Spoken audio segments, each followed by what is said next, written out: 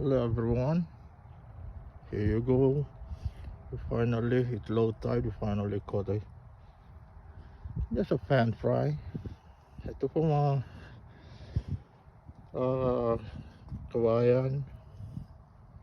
Nakahuli tayo ng pan fry, tawag dito na hito.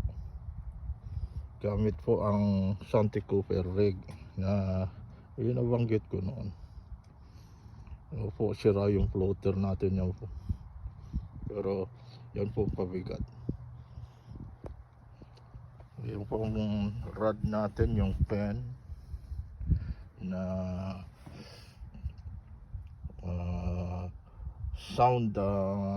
Soundron Sandrox Series 3 na medium heavy.